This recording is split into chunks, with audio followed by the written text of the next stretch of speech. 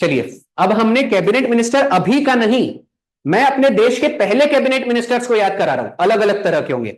अच्छा, cabinet ministers में ही मैं बताना चाहूंगा, ये जो वर्ड कैबिनेट आया है, इसका मतलब होता है केंद्र सरकार में मिनिस्टर जो होते हैं। हमारे किसी भी मंत्री के पहले कैबिनेट लग गया ना, मतलब पूरे देश में केवल एक आदमी होगा। समझ में आ गया? कैबिनेट मिनिस्टर जनरली 24 से 30 के बीच में होते हैं। कितने होते हैं? 24 से 30, मतलब 24 से 30 के बीच में मंत्रालय है। कभी कभी 24, कभी कभी 22 आदमी दिखने को मिल जाएंगे। अब ये वेरिएशंस क्यों होते हैं? जब मंत्रालय 30 है तो 22-24 क्यों? कभी कभी क्या होता है, एक ही आदमी को 3-3 मंत्रालय दे देते हैं। कपड़ा मंत्रालय भी आपके तरफ, पेट्रोलियम मंत्रालय भी आपके तरफ, तो आदमी कम ज्यादा होते रहते हैं।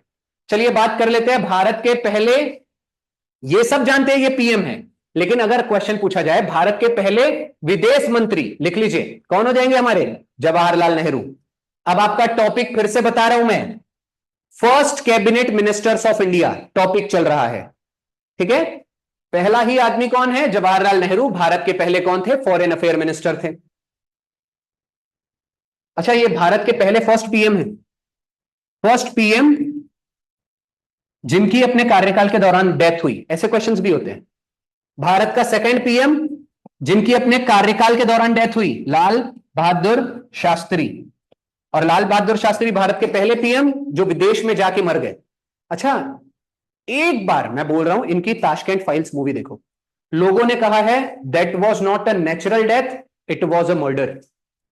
वो रात के 11 बजे एकदम अच्छी हालत में थे, अच्छे से अपनी आलू की फेवरेट सब्जी खाए, रात को 1:30 बजे 1 बजे उनकी डेथ हुई। रामूलाल भाई साहब उनके जो नौकर थे, एक बार देखिएगा, उन्होंने बताया, देखिएगा काफी ज्यादा कंट्रोवर्सी है। और उनकी जब डेथ हुई तो पोस्टमार्टम क्यों नहीं हुआ? बहुत सारी चीजें थी उनके जो आगे पीछे चल रही थी। फिलहाल आगे देख लेते हैं। ये है हमारे देश के, आपके लिए मैं फोटोज भी लाया हूं। कई बार क्या होता है, आपने देखा है केबीसी, मैं तो हमेशा बोलता हूं केबीसी का नेक्स्ट टाइम जब रजिस्ट्रेशन आएगा, मैं चाहूंगा आप सब लोग भरो। नो वन नोज, हो सकता है मैं सिर्फ जाके 25 लाख जीतू, आप लोग 50 लाख जीत दो। बेटा इट इज ऑल किस्मत। बताया था ना लास्ट टाइम केबीसी में मैं गया था। अच्छा एक बार देखिए, बस वहां रैंडमाइजर होता है। इस बार मैंने रजिस्ट्रेशन नहीं कराया था। कई बार आपकी किस्मत होती है उनको बुलाएंगे कि नहीं। इंटरव्यू पास, 20 मार्क की आपकी टेस्ट होती है, 20 मार्क में 19 मार्क का कट ऑफ निकला था। हमारे पूरे हॉल में केवल 100 लोग थे और 3 लोग पास हुए, एक मैं, एक मेरे सामने वाली आंटी और एक मेरे पीछे वाले अंकल। दोनों ने हमारा छापा। तो बेटा इट इज ऑल अलाउड। ठीक है, आंटी बेंगलुरु से आई थी और आंटी को मैंने बाहर ही बोला कि आंटी आपको पता है अंदर जाके हो सकता है there are might be possibilities कि आपको टाइगर के ऊपर क्वेश्चन देखने को मिलेगा। और अंदर एक फोटो किया हुआ था हमारे टेस्ट पेपर में, बताओ टाइगर कौन सा है? लिख के दे रहा हूं, मेरे को मालूम था वो लोग गलत करेंगे, मैंने एक लौता क्वेश्चन उनको नहीं बताया और वो उनसे गलत हो गया। और उन्होंने बंगाल किए, मेरे को लग रहा था वो बंगाल टाइगर करेंगे। मैं बोला आंटी कौन, क्या किया आपने आंसर टिक? बोले मैं तो बेटा बहुत इजी था, बंगाल टाइगर टिक कर दी, लेकिन मैं बोला आंसर तो साइबेरियन टाइगर था। बोले चलो। मैं बोला सच में? बोले कैसे? मैं बोला आंटी उसके पीछे देखो व्हाइट व्हाइट कलर का वो बर्फ दिख रहा है, तो वो साइबेरियन टाइगर ही होगा। बोले बेटा ये तो हमने देखा ही नहीं। तो बोला कोई बात नहीं, आप पास हो गई। फिर उसके बाद पास होने के बाद क्या होता है, बीच में 4-5 घंटे का गैप रहता है, खाना वाना और नाश्ता आप लोगों को वहीं से पैक मिलता है, और बहुत ही ज्यादा सपोर्टिव लोग होते हैं एकदम, आपको वो खाने का कोई पैसे देने की जरूरत नहीं है। और ऐसे लाइन बहुत बड़ी होती है। और मेरे को लाइफ में सबसे गंदी चीज लगती है लाइन में लगना। मैं लेट आऊंगा, फोन ऑन करके रखूंगा, लेकिन लाइफ में पहली बार लाइन में लगा, अंदर जाने में बहुत टाइम लगा, लेकिन बाहर बात करते करते जैसे तैसे अंदर पहुंचे। अंदर पहुंचने के बाद ये सारी प्रोसीजर हुई, उसके बाद एक इंटरव्यू होता है। और इंटरव्यू वाले ने मेरे को पहला ही क्वेश्चन पूछा, are you nervous, are you feeling nervous? मैं बोला अलॉट। बोले क्यों? मैं बोला सामने कैमरा है, कैमरे के सामने मेरी बोलती बंद हो जाती है। बट बोले टेंशन मत लो, वो बहुत काफी सपोर्टिव थे। इंटरव्यू वगैरह हुआ, इंटरव्यू बहुत अच्छा गया।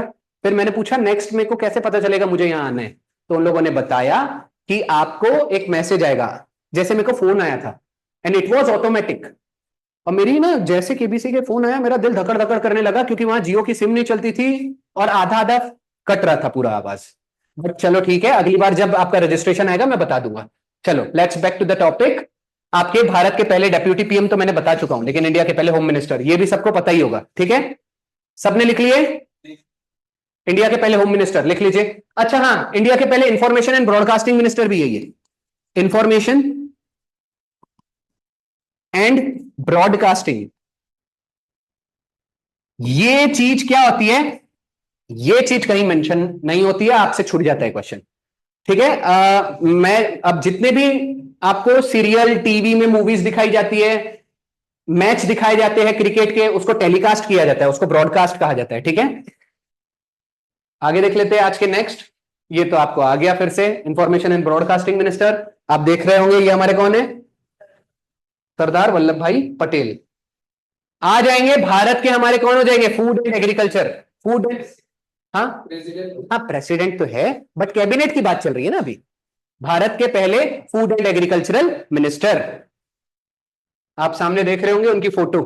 अच्छा, मैंने जैसे कहा ये केबीसी का वन ऑफ द कॉमन चीज रहती है, तो मेरी आदत है फोटोज देखने की। फोटो देख के आपको इंसान पता चल जाना चाहिए कौन है। कोशिश किया करो अगर आप कुछ कर रहे हो तो, ठीक है। हाँ, कॉन्स्टिट्यूएंट असेंबली के ये प्रेसिडेंट भी रह चुके हैं पहले।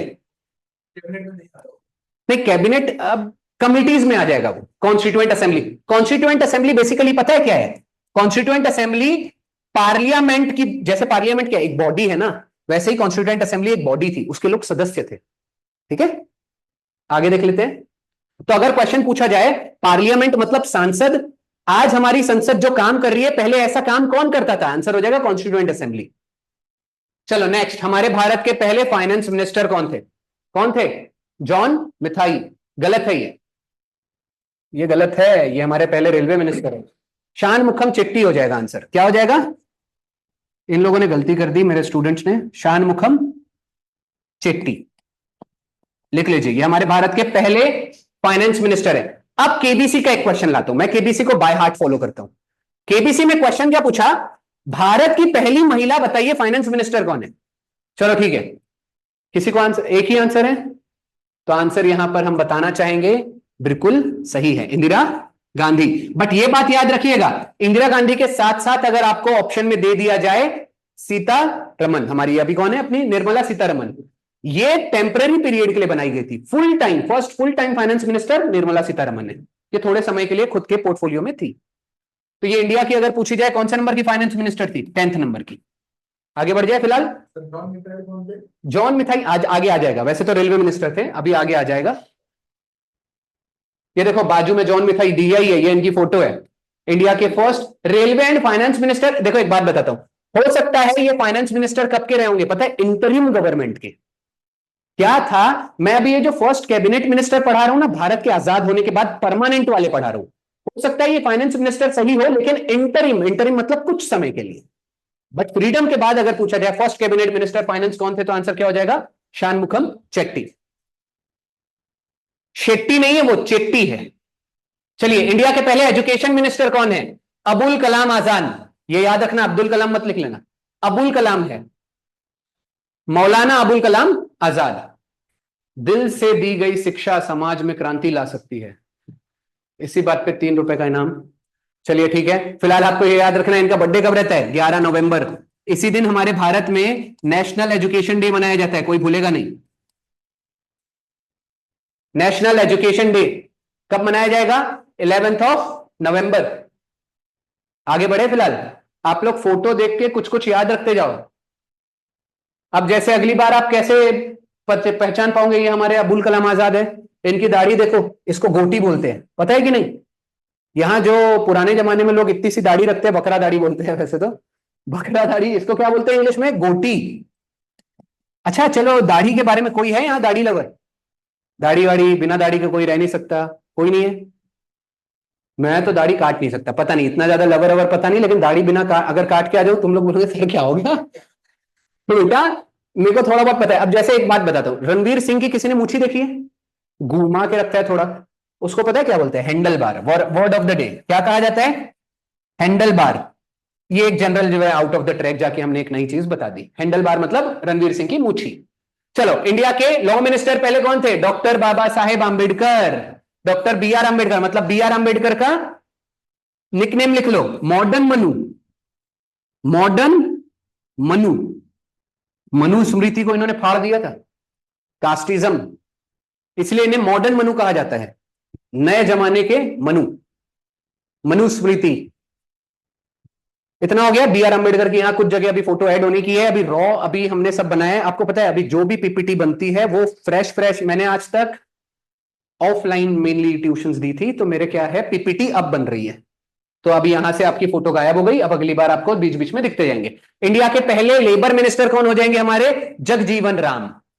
आप ना कुछ चीजें खींच के रट्टा मार लो।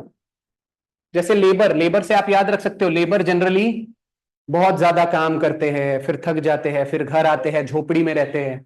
झोपड़ी से आप एक बात बताइए, ऐसे कौन से भगवान थे जो हमारे 14 साल वनवास में झोपड़ी के अंदर रहे?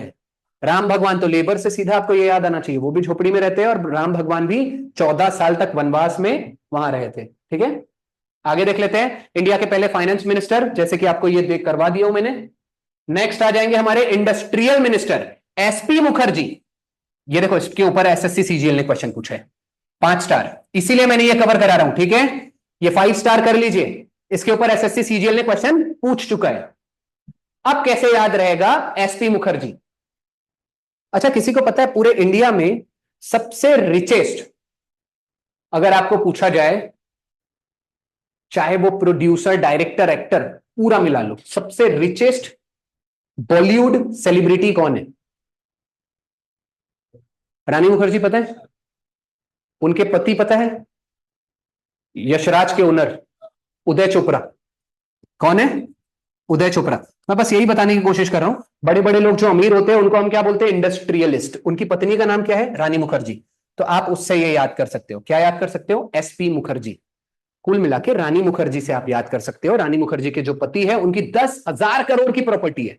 मतलब वो उनसे फेमस इंडस्ट्रियलिस्ट और बॉलीवुड प्रोड्यूसर कोई नहीं है। इवन आपने मूवी देखी होगी, धूम, धूम 1, धूम 2, धूम 3, सब उन्होंने प्रोड्यूस की है। बड़ी बड़ी मूवीज वही बनाते हैं। ठीक है, आगे देख लेते हैं। इंडिया के पहले डिफेंस मिनिस्टर, कम से कम वो सिख तो होना जरूरी है। आपने देखा होगा डिफेंस में मेनली पंजाबीज होते हैं। ठीक है, डबल स्टार कर लीजिए। ये हमारे हो जाएंगे बलदेव सिंह। बलदेव सिंह।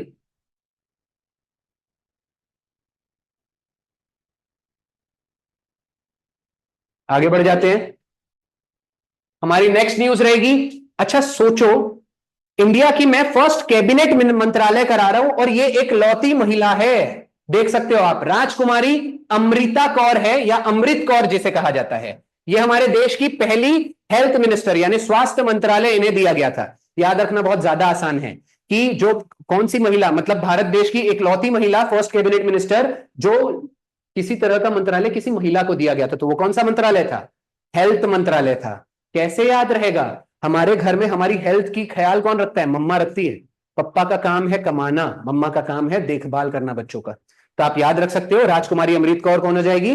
भारत देश की पहली स्वास्थ्य मंत्री। कम्युनिकेशन मिनिस्टर याद कर लो, रफी अहमद किडवई। रफी अहमद किडवई, इसका कोई एग्जाम्पल नहीं है, डायरेक्ट याद करना पड़ेगा, बस याद कर लीजिए।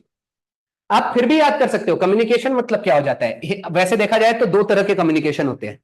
मैं बोल रहा हूं रूटीन, हमारी डेली यूज लैंग्वेज में हम क्या बोलते हैं? इसका मतलब वार्तालाप। वार्तालाप। वैसे तो ये कम्युनिकेशन मिनिस्टर का काम है। अब मोड ऑफ कम्युनिकेशन यानी रोड ट्रांसपोर्टेशन हो गया, रेलवेज हो गया, एयरपोर्ट हो गया, उस समय में ये कम्युनिकेशन कहलाए जाते हैं।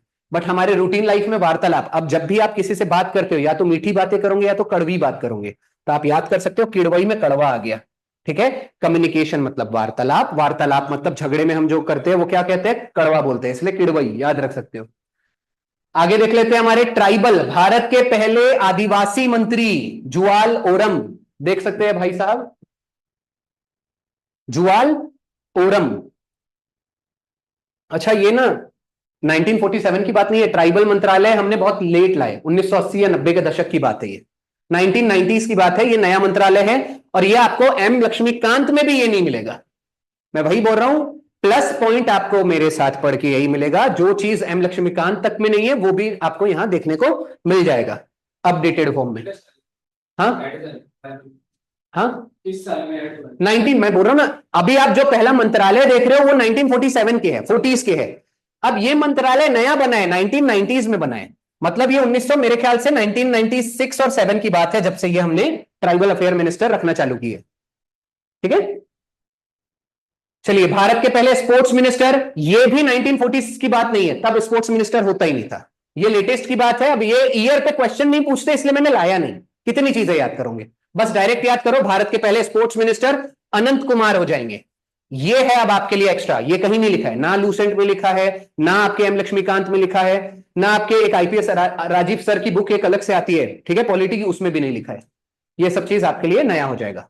अच्छा, अभी स्पोर्ट्स मिनिस्टर कौन है वैसे 2024 में? मनसुख मांडविया। कौन है? मनसुख मांडविया, ये भूलिएगा मत, वो किसी समय और हम डिस्कस कर लेंगे, फिलहाल लिख लीजिएगा इतना। आगे देख लेते हैं, वुमन चाइल्ड डेवलपमेंट मिनिस्टर, ये भी आपके 2000 के बाद मंत्रालय बनाया गया है, ठीक है, ये लेटेस्ट में रेणुका चौधरी, भारत की पहली महिला, जिसे क्या WCDM जिसे कहा जाता है, woman child development minister, WCDM, महिला और बच्चों का मंत्रालय।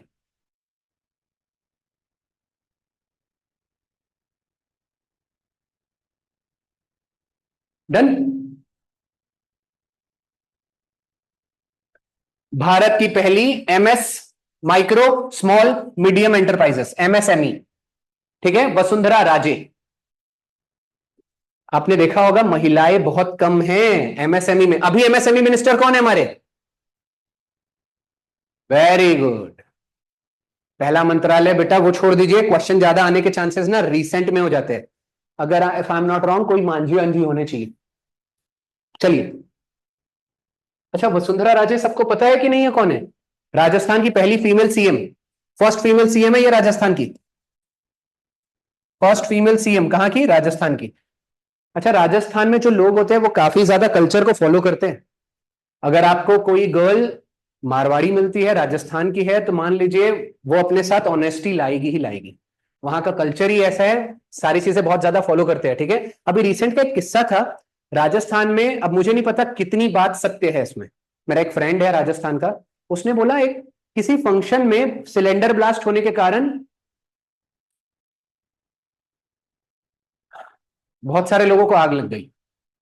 तो महिलाओं में जब आग लगी तो केवल पुरुष भाग के बाहर निकले, ऐसा उनका रीजन था कि महिलाएं बाहर आके क्यों नहीं आई पता है? क्योंकि जब आग लगी होगी तो वो नेकेड हो गए होंगे पूरे, तो सिर्फ पुरुष उनको कोई और गैर मर्द ना देख ले तो वो अंदर की अंदर ही जल के मर गई। आपको पता है ना एक सती प्रथा होता है, सती प्रथा में क्या किया जाता था?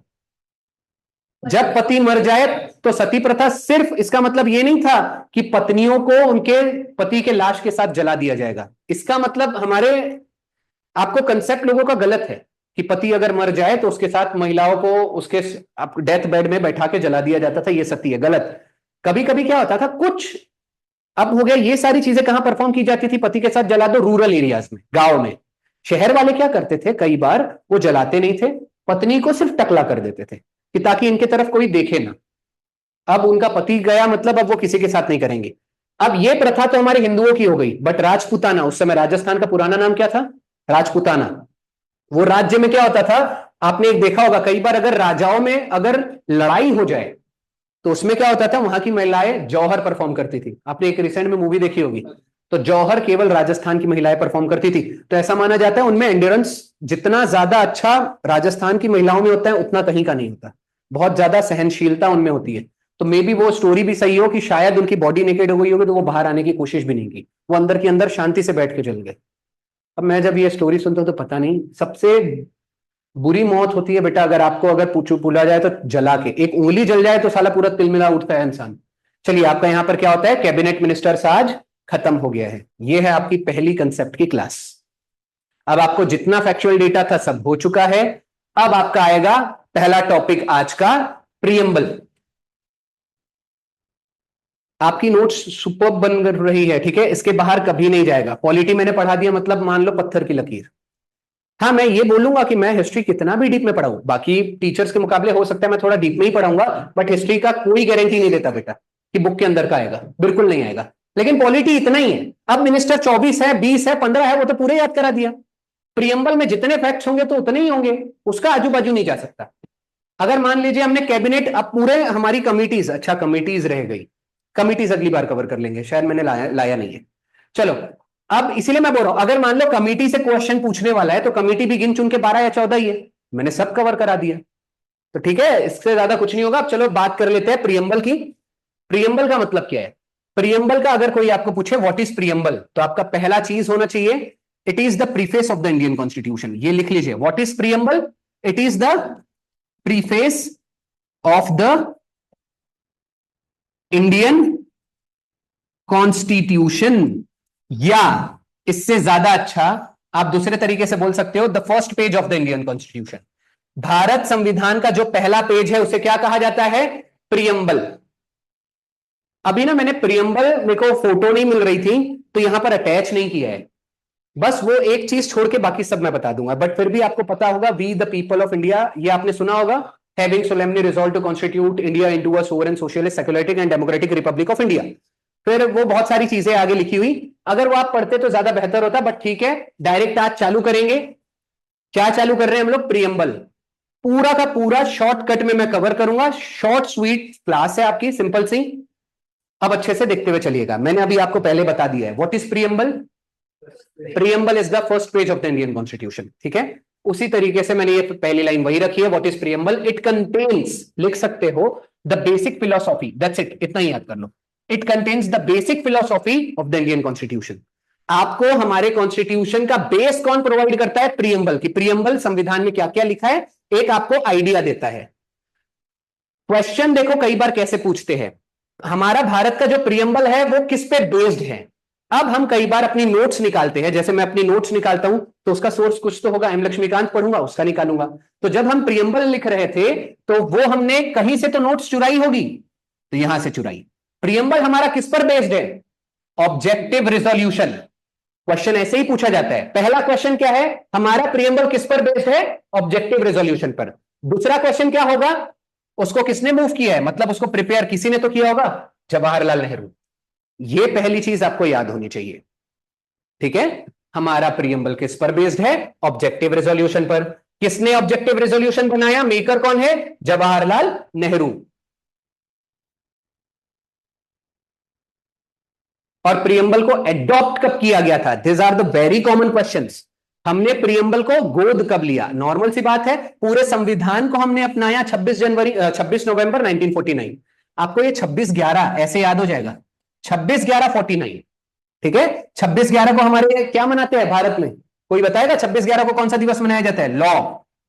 लॉ दिवस, यानी कानून दिवस हमारा कब मनाया जाता है? 26/11। क्योंकि 26/11 2008 को क्या हुआ था? मुंबई में बम फटा था, आपको पता है, कसाब आया था।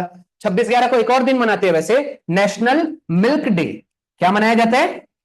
National milk day. संविधान दिवस भी हम बोल सकते हैं ना, कॉन्स्टिट्यूशन डे। अभी इस साल से हमने क्या मनाना चालू किया? अच्छा चलो, एक बहुत प्यारी चीज आपने बोला, तो 26/11 को हम क्या मनाते हैं? संविधान दिवस। क्या मनाते हैं? Constitution day. इसके अलावा क्या मनाते हैं? लॉ दिवस। इसके अलावा क्या मनाते हैं? Milk day. अब यहां तक पहुंच ही गए हो तो ये 2024 में मोदी सरकार ने क्या बोली? हर साल 25 जून को हम संविधान हत्या दिवस मनाएंगे, मतलब कॉन्स्टिट्यूशनल मर्डर डे। लिख लो सब लोग, हो सकता है कसम से यही क्वेश्चन आ जाए। यह है आपका करंट अफेयर, तो यह चीज कोई भूलेगा नहीं। संविधान दिवस कब मनाया जाता है और संविधान हत्या दिवस कब मनाया जाता है। अच्छा, मोदी ने 25 जून को क्यों चुना संविधान हत्या दिवस के लिए? क्योंकि 25 जून 1975 में इंदिरा गांधी ने इमरजेंसी लागू की थी, और उसी दिन मैंने आपको स्टोरी बताई थी, पूरे भारत की एक साथ लाइट की कटौती कर दी गई थी। पूरे न्यूज़पेपर को इंस्ट्रक्शंस दिए गए थे, आप ये छाप नहीं सकते। सारे मंत्री मिनिस्टर्स को जेल में भरना चालू कर दी थी, पूरी डिक्टेटरशिप उन्होंने करना चालू किया। इसलिए 25 जून को संविधान हत्या दिवस मनाया जा रहा है। हाँ, ऑफिशियल, इट इज ऑफिशियल, सरकार ने डिक्लेयर किया है, ठीक है। आगे देख लेते हैं। वर्ल्ड का पहला देश जिसने प्रियम्बल को अपने संविधान में इंक्लूड किया होगा वो कौन हो जाएगा? अमेरिका। इतनी चीजें प्रियम्बल की क्लियर हो चुकी है सब अच्छे से। प्रियम्बल के बारे में अभी हमने सिर्फ स्टार्ट किया है पहला पेज। एक क्वेश्चन एक बार किसी एग्जाम में पूछा गया था आपके पास ना, मैंने फर्स्ट पेज में प्रियम्बल लाया नहीं है, टू बी ऑनेस्ट। पहले ना क्या करना था मुझे, पहले आपका प्रियम्बल का फोटो लाना था, आपके लिए बहुत आसान हो जाता। क्या करेंगे, नेक्स्ट क्लास में मैं आपके प्रियम्बल की फोटो ले आके दिखा दूंगा, क्योंकि एक बार प्रियम्बल आपका देखना बहुत जरूरी है, तब आपको वो ज्यादा बेहतर, एक बार देख लोगे तो समझ में आएगा। फिलहाल अभी क्या करते हैं, प्रियम्बल को हम क्या बोल सकते हैं, एक और तरीका, प्रियम्बल को हम क्या बोल सकते हैं, ओल्ड नाम क्या है, ऑब्जेक्टिव रेजोल्यूशन। हम एक तरीके से बोल सकते हैं कि प्रियम्बल का पुराना नाम क्या था, ऑब्जेक्टिव रेजोल्यूशन। क्योंकि हमने जब प्रियम्बल बनाया तो ऑब्जेक्टिव रेजोल्यूशन बंद कर दिए। ये समझ में आया? फिर एक बार क्वेश्चन क्या पूछा था, ऐसा कौन सा शब्द है जो प्रियम्बल में है लेकिन ऑब्जेक्टिव रेजोल्यूशन में नहीं था? आंसर है फ्रेटर्निटी। क्या है? फ्रेटर्निटी। FRATERNITY। फ्रेटर्निटी का मतलब क्या होता है? भाईचारा। लिख लीजिए, फ्रेटर्निटी का मतलब भाईचारा। वैसे एक और चीज बताता हूं, ये ना रट्टा मत मारिए कि कौन सा शब्द ऑब्जेक्टिव रेजोल्यूशन में नहीं था। 3 शब्द और बताता हूं जो नहीं था। सेक्युलर, इंटीग्रिटी और सोशलिस्ट,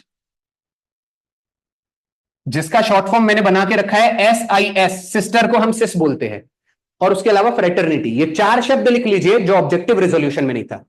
मैं बताता हूं क्यों। ठीक है, इतना लिख लीजिएगा, नोट करके लिखिएगा। 4 शब्द जो ऑब्जेक्टिव रेजोल्यूशन में नहीं था: सेक्युलर, इंटीग्रिटी, सोशलिस्ट और फ्रेटर्निटी। फ्रेटर्निटी का मतलब भाईचारा, जिसका अगर सिनोनिम पूछा जाए तो ब्रदरहुड। ब्रदरहुड। आगे बढ़े। और हाँ, नेक्स्ट मैंने क्वेश्चन लिखा है, मतलब ये क्वेश्चन फॉर्म में ही, मैं सिंगल लाइनर आपको पूरी सारी चीज प्रोवाइड करता हूं। अच्छा, आपको यूपीएससी में आंसर राइटिंग नहीं करनी है, इसलिए हम वन लाइनर फैक्ट्स लाता हूं मैं हमेशा। ठीक है, अगला फैक्ट देख लेते हैं। जो हमारा प्रियम्बल का इंग्लिश वर्जन है वो किसने लिखा है? आपको पता है ये सब क्वेश्चन ना टफ है। लोगों को पता है आपकी एम लक्ष्मीकांत में क्या लिखा है? प्रेम बिहारी रायजादा ने हमारा पूरा संविधान इंग्लिश में लिखा था। लेकिन यही चीज एग्जाम में कंफ्यूज करती है। अब एक बात बताओ, किसी इंसान ने पूरा संविधान ही इंग्लिश में लिखा है तो वो बंदा प्रियम्बल भी तो इंग्लिश में वही लिखेगा। प्रियम्बल कोई और लिखने तो आएगा नहीं। घुमा के पूछा जाता है सिर्फ। अगर क्वेश्चन पूछे हमारे भारत का जो संविधान है उसको इंग्लिश में किसने लिखा है, आंसर सेम होगा, प्रेम बिहारी रायजादा। और अगर पूछा जाए हिंदी वर्जन किसने लिखा है, वसंत कृष्ण वैद्य।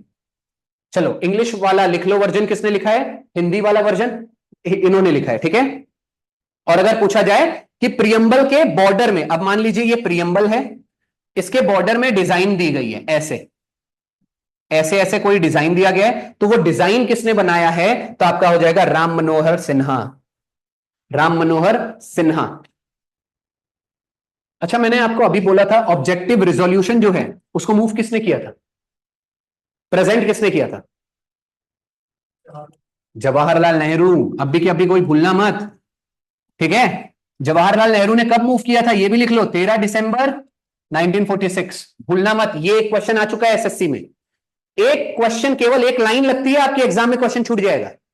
अगर क्वेश्चन पूछा जाए ऑब्जेक्टिव रेजोल्यूशन, अच्छा ऑब्जेक्टिव रेजोल्यूशन मूव करना या प्रेजेंट करना, कहां प्रेजेंट करेगा? कॉन्स्टिट्यूएंट असेंबली में प्रेजेंट करेगा।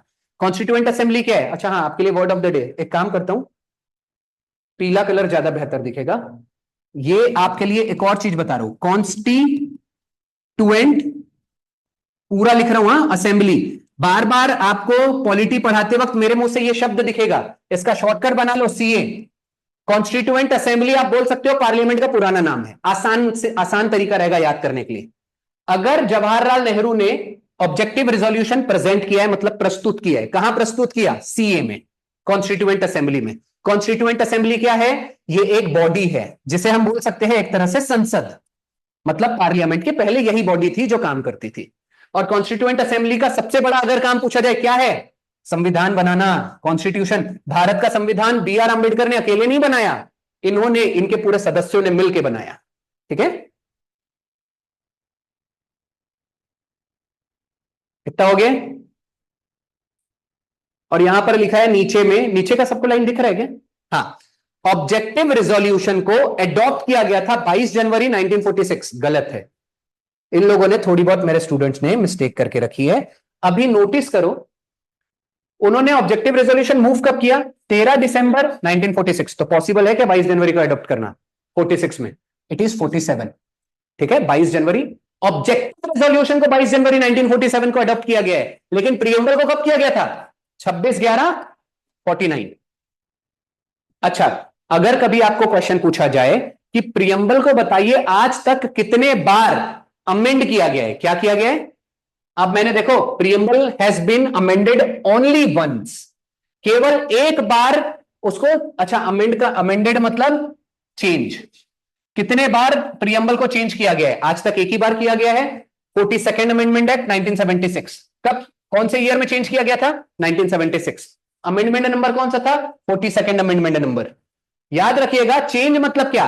उस प्रियम्बल में तीन शब्द हमने जोड़े थे जो कि मैंने आपको पहले बता चुका हूं, सोशलिस्ट, इंटीग्रिटी, सेक्युलर। ये तीन शब्द जोड़ा गया था। क्वेश्चन ऐसे ही पूछा जाता है, बताइए 42nd अमेंडमेंट एक्ट के थ्रू कौन से तीन शब्द ऐड किए गए थे? ऑप्शंस क्या रहेगा? सेक्युलर, बी रहेगा इंटीग्रिटी, सी रहेगा सोशलिस्ट, और डी रहेगा सोवरेन। अब आपको बताऊं, एग्जाम में बैठ के पूरी चारों हालत टाइट हो जाती है, याद ही नहीं आता साला कि एस से सोवरेन था, सोशलिस्ट था या सेक्युलर था। अब ऑप्शंस कैसे रहेंगे? Option 1 A B C, option B A B, option C A C D, option D all of the above all, of the above अबव। अब बताओ, पता है ना एग्जाम में कंफ्यूजन होगा कि कौन सा एस नहीं है, ये वाला एस पहले से था, याद रखिएगा। अब एक काम करते हैं, एक नई चीज बता देते हैं, सबका मतलब समझा देता हूं तो और ज्यादा दिनों तक याद रहेगा। India is a secular country, आपने ऐसा सुना होगा। इंडिया क्या है? लिख लो ये सेंटेंस, आपको याद होना चाहिए। India is a secular country. India एक धर्मनिरपेक्ष देश है, मतलब हमारे भारत में सारे धर्म को हम इक्वली इज्जत देते हैं, कोई भी धर्म एक दूसरे धर्म से बड़ा नहीं है। India is a secular country, secular का मतलब धर्म निरपेक्ष। हम किसी भी धर्म को सपोर्ट नहीं करते। अभी इतना ज्यादा जब से मोदी आए हैं तो अलग बात है, थोड़ा हिंदू हिंदू ज्यादा हो रहा है, बाकी देखा जाए तो India is a secular country. आपको यहां पर हिंदू भी दिखेंगे, आपको यहां पर मुस्लिम भी दिखेंगे, आपको यहां पर सिख भी दिखेंगे, आपको यहां पर अलग अलग जैन्स दिखेंगे, आपको यहां ज्यूज भी मिल जाएंगे, आपको यहां पर अपना वो कौन है, रतन टाटा, रतन टाटा कौन से कम्युनिटी से, पारसी भी दिखेंगे। दुनिया में पारसी की बहुत ज्यादा कम पॉपुलेशन है। चलिए फिलहाल अभी देख लेते हैं, तो आपको ये याद रखना है, सेक्युलर मतलब धर्मनिरपेक्ष। इंटीग्रिटी, अच्छा चलो ठीक है, इंटीग्रिटी को हिंदी में बोलते हैं अखंडता, अखंडता। अब आपने सुना होगा अखंड भारत, अगर नेहरू नहीं होता, अगर गांधी नहीं होता तो अखंड भारत होता। अखंड भारत मतलब क्या? हम पाकिस्तान अलग जाने नहीं देते, हम म्यांमार अलग जाने नहीं देते, हम भूटान को अलग होने नहीं देते, हम नेपाल को अलग होने नहीं देते, ईरान तक हमारा भारत होता। अरे मंद बुद्धियों, ऐसे लोगों से दूर रहना चाहिए। पॉसिबल भी है क्या? और वैसे भी अच्छा हो गया पाकिस्तान, क्या लगता है आपको? डेफिनेटली अच्छा हुआ, इंडिया मजबूती से आगे बढ़ रहा, इंडिया सारी चीज अच्छी कर रहा। अब अपना अपना लोगों का हो सकता है, शायद हो सकता है मैं बहुत छोटा हूं, मेरे व्यूज ऐसे गलत हो, सामने वाला मुझे अच्छे से समझा दे, नहीं बेटा पाकिस्तान को भी हमारे देश में होना चाहिए था। फिलहाल वो सारी चीजें छोड़िए, आपको ये याद रखना है इंटीग्रिटी का मतलब क्या हो गया? अखंडता। वैसे इसका सिनोनिम आप क्या कर सकते हो? यूनिटी। इंटीग्रिटी का एक तरह से सिनोनिम लिख लीजिए, इंटीग्रिटी मतलब यूनिटी, लेकिन फिर भी ना धागे भर का फर्क है, यूनिटी और इंटीग्रिटी में बहुत बड़ा फर्क है। यूनिटी का मतलब होता है एकता, उसका मतलब होता है अखंडता। अखंडता मतलब भारत अब एक है, कोई अलग नहीं कर सकता, अखंड भारत। समझ में आया? यूनिटी मतलब we are one but we are breakable, कोई भी ब्रेक कर सकता है यूनिटी को। चलिए आगे बढ़ जाते हैं, और कुछ बचा है? ठीक है, एक क्वेश्चन ये पूछा गया था, इसीलिए मैंने बताया, प्रियम्बल पढ़ाता ना तो ये ज्यादा समझ में आता। प्रियम्बल अगली बार मैं ले आऊंगा, नेक्स्ट वाले बैच में आपको एक बार प्रियम्बल दिखा दूंगा। इसमें क्या पूछा गया है? प्रियम्बल के तरह कितने तरह के जस्टिस है, ठीक है, कितनी तरह के जस्टिस है। तो प्रियम्बल में एक शब्द आता है जस्टिस ऑफ, जस्टिस ऑफ यहां पर लिखा है आपका सोशल, इकोनॉमिकल एंड पॉलिटिकल। तो ये तीन तरह के जस्टिस गिवन है हमारे प्रियम्बल में। कितने तरह के जस्टिस है? सोशल जस्टिस यानी सामाजिक न्याय, इकोनॉमिक जस्टिस और पॉलिटिकल जस्टिस। तो तीन तरह का जस्टिस हमारे प्रियम्बल में मेंशन किया गया है। और अगर पूछा जाए ये तीन तरह के जो जस्टिस है ये हमने किस देश से लिया है, हमने तो पहले ही याद कर चुका है सोर्सेज में। गलत, मैंने हमेशा बोला था अब जस्टिस यानी न्याय की अगर बात की जाए तो रशिया याद रखना, 1962 के देश में हमको हेल्प किया, 1966 की लड़ाई में हमको हेल्प किया। याद रखिएगा ये जस्टिस, नोट करके लिख लो कि ये तीन तरह के जो जस्टिस है हमने रशिया, यानी कि आपको ऑप्शन में रशिया नहीं देगा, यूएसएसआर देगा। उस समय रशिया को क्या कहा जाता था? यूएसएसआर। वैसे यूएसएसआर मतलब इसमें बेटा वैसे तो 14-15 देश थे, ये ग्रुप था 14-15 देशों का, लेकिन उन 15 देशों में सबसे बड़ा देश रशिया था, इसलिए लोगों को क्या लगता है यूएसएसआर मतलब क्या है, रशिया।